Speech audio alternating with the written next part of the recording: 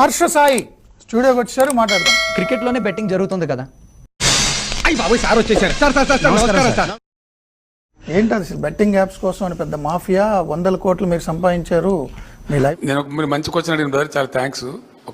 అనేక మంది యువకులు కొంపలు కొల్లేరైపోయి తన 2 గాజులు అమ్ముకోవాల్సి వచ్చింది.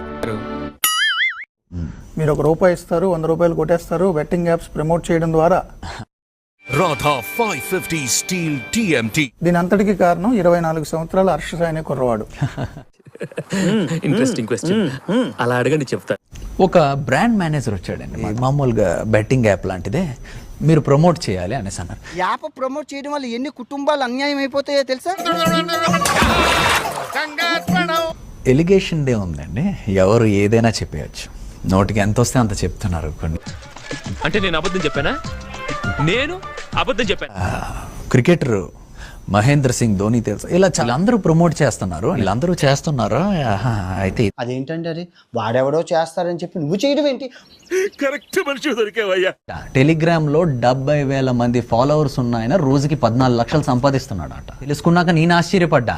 నాకు ఆశ్చర్యం వేసింది, ఆ తర్వాత నా మీద నాకే అసహ్యం వేసింది. నాకు కూడా పెద్ద పెద్ద సూపర్ స్టార్స్ చేస్తున్నారు, అలానా అనేసి ఇది చేసాం.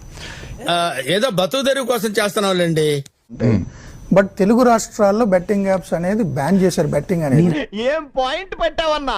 సో హర్ష సాయి ఆ సేవ చేసినట్టు యాక్ట్ చేసేదే ఇలాంటి పెద్ద పెద్ద తప్పులు చేయడానికి. వీడు ఈ టైప్ లో తగిలేడేంటి? తెలుగు రాష్ట్రంలో బెట్టింగ్ యాప్స్ బ్యాన్ అయితే ఇక్కడ తెలుగు వాళ్ళు ఎలా ఆడగలుగుతున్నారు? What an observation, what a brain.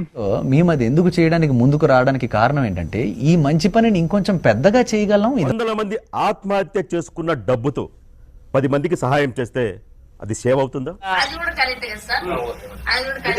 Legal అయితేనే చేస్తాం, దానికంటూ సపరేట్ మనుషులు ఉన్నారు. మేము ఆ బ్యానర్ లిస్ట్ చెక్ చేసుకొని చేస్తాం. అది నీకు తప్పనిపించలేదా?